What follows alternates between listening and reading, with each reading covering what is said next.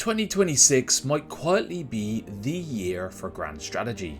And yes, I think somehow indies might be leading the charge. 8 ambitious titles in this list, 8 very different approaches, and of course one dangerously overloaded wishlist coming your way. Hello you lovely people, my name is Tom and this is LT Gaming. We try to take a slower, more thoughtful look at strategy games and all the weird, wonderful systems they're throwing at us. Today we're counting down 8 upcoming indie grand strategy games that genuinely deserve a spot on your radar for 2026. These are the projects doing something fresh, maybe new diplomacy systems, wild sim ideas, dynamic population models, or full-on emergent storytelling. You know the drill here. Grand strategy at its most experimental and maybe a little bit unhinged. And if Medieval Total War 3 doesn't watch its back, it may have some serious competition. If you do enjoy this sort of thing, feel free to give the video a like, it really does help more strategy fans find us on YouTube. And if you've got your own hidden gems or obscure wishlist fodder, drop them in the comments below. I always end up discovering some cracking titles through you lot. And of course, feel free to subscribe if you feel I've earned it. Right then, let's dive in. First up is Espiocracy, a Cold War grand strategy game that finally says, what if you didn't run the country, but maybe the people quietly steering it from the shadows? You're not commanding divisions or painting borders, you're manipulating world events through influence, subterfuge, and occasionally a very dodgy op. I've had this one on my radar for ages because it's grand strategy from a completely different angle. Coups, ideological drift, propaganda, rival agencies all trying to outmaneuver one another. And there's just something wonderfully fresh about a grand strategy game where indirect power is the whole game. And the steady stream of dev blogs has been encouraging. You can see the systems taking shape, how operations succeed or collapse, how blocks shift over time, how tiny ripples can destabilize a whole region. It feels like a project being built thoughtfully, brick by brick. My only concern here is scope, because modelling espionage at this level can get messy fast. But if the UI stays readable and the systems snap together, it could be one of the most interesting titles for 2026. Well worth a wishlist if you like grand strategy from the shadows rather than the front lines. Next up is Systemic War, a modern grand strategy game where every high level choice you make is stress tested in real time RTS battles. What I like here is the battles aren't just sideshows, the outcome actually reshapes the wider conflict. Borders will shift, economies will wobble, alliances will rethink their loyalties, all because of what happened on the field. The demo earlier caused a bit of a stir because the whole system felt reactive in a good way, and you don't just plan your strategy, you get dragged into the consequences of it.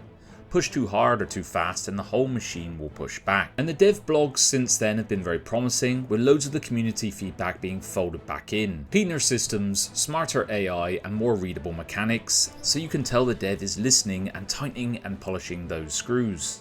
The only question is balance. When the RTS layer and strategy layer feed into each other, things could go quite amiss, but maybe that unpredictability will be half the fun. So yes, worth a wishlist if you want grand strategy that doesn't just simulate conflict, but makes you fight it too. Okay, it's time for the spicy one, Alliance of the Sacred Sons, a game many of us quietly filed under probably never gonna happen, and yet here it is, still alive, still being worked on, and somehow back on the radar. The idea is still brilliant, a proper Crusader Kings in space experience, ruling not through fleets and factories, but through noble houses, personalities and messy court politics. Definitely my sort of sci-fi grand strategy. The latest update was surprisingly honest. It explained the setbacks, the solo work, and the intention to get the game into a proper early access state when it's ready. It's not fast, it's not flashy, but it is still moving forward. So yes, consider me cautiously optimistic. There is huge potential here, but we have been burned before, so you really need to keep your expectations realistic on this one. So moving from cautious optimism to something much more solid, Gilded Destiny. This one has absolutely no trouble proving it's real because the developer is practically documenting the entire journey. Regular YouTube updates, detailed dev blogs, the transparency here is outstanding. And the ambition is pretty clear too. It's very much aiming for that Victoria style niche. Industrialization, population modelling, class interests, shifting politics. All the stuff we strategy weirdos get excited about. What I like here is the readability. The systems are deep, but nothing looks bloated or arcane. It's a real sense of structure, like the game wants to be complex but not too cumbersome. From everything I have seen so far, it genuinely feels capable of competing in that economic grand strategy space, just with a more focused indie mindset. So if you're looking for a fresh take on economic and societal grand strategy, this is an easy wishlist pick. Next up we have Beyond Astra, because you know we love a little bit of space around here. So when a 4X grand strategy game comes that blends planetary development, galactic politics, exploration, faith, culture, and some proper hands-on systems, we're going to be paying attention. The latest dev blog they published dug into 3 of the game's 6 major pillars. So they're science, religion, and culture. And the ambition here is very impressive. Scientific progress will come from what you actually discover: ruins, anomalies, alien wildlife, strange environments. So curiosity will drive your tech, and it's not just a menu. Religion is going to be fully simulated too. So from the core beliefs you choose to the way you spread influence across the stars. It's planning to be active, strategic, and tie into diplomacy and victory conditions. And then culture turns rare planets into cultural hotspots that shape tourism, diplomacy, and the identity of your empire. So it sounds all incredibly hands-on, not just menus, but actually building, defending, and reacting to the world. If anything I said here tickles your fancy, Beyond Astra should definitely be on your wish list. Next up is Ascendance, another project I was a little unsure about earlier this year, but after keeping an eye on the Discord, it's clear the game is moving forward. Slowly, yes, but with that steady, deliberate pace you'll ever only see in these true passion projects built around probably someone's day job. At its core, this one is a hard-leaning sci-fi 4X with grand strategy-esque flavour, so you'll manage multiple star systems, you'll build colonies from the ground up, juggling resources, production, population needs, and the logistics will tie everything together. Exploration will matter, expansion's gonna matter, and systems will have a physical layout, not just menus and sliders. It looks like the design philosophy is gonna be refreshingly grounded, early tech will stick close to real science, and speculative stuff will be behind optional toggles. When you throw diplomacy, research, ship design, and multi-system expansion all in on top, this one is definitely making my wish list. It's a slow burn, yes, but a smart and quietly confident one with a lot of promise. Now for the tiniest project on this entire list, Spee. This is a proper micro indie grand strategy title with a small Discord, very early development, and yet it's one of the games I'm most curious about. The idea here is a World War I era strategy game that focuses on naval power, logistics, and colonial dominance across the Indian and Pacific Oceans. Choosing a major power: Britain, France, Germany, Russia, Japan, Italy, or the US. And then you manage around 50 key ports that act as economic hubs, supply nodes, and military footholds.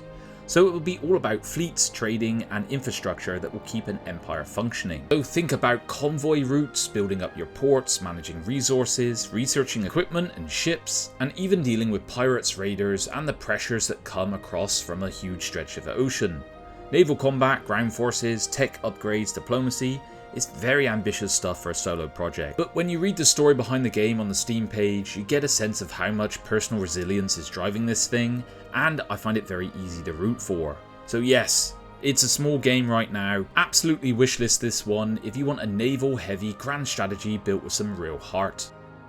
And now to finish with a bang, we have Fields of History: The Great War. Something must be happening because there's a lot of World War I grand strategy being developed right now, but it's the kind of game that does make you raise your eyebrows when you see it's backed by microprose, being led by a developer who has a lot of passion, and we're looking at a fully simulated world with thousands of provinces, deep logistics, complex supply networks, industrial output, political laws, mobilization decisions, and I mean, what else do you need here? Tech progression is going to be sprawling too, talking hundreds of research options, giving you different equipment types, evolving doctrines, and it's all tied to how your nation will actually perform. It's the kind of detail that will keep any grand strategy fan happily buried alive in the numbers. And the real-time combat aims to show World War I for what it was. Brutal, messy, and heavily dependent on supply, logistics, and timing. I gotta say, with microprose behind it and the devs swinging for the fences, Fields of History is a tantalizing contender for anyone craving massive historical grand strategy in 2026. A perfect one to round out this list. Alright guys, that was it for me today. I'll see you on the next one. Bye bye.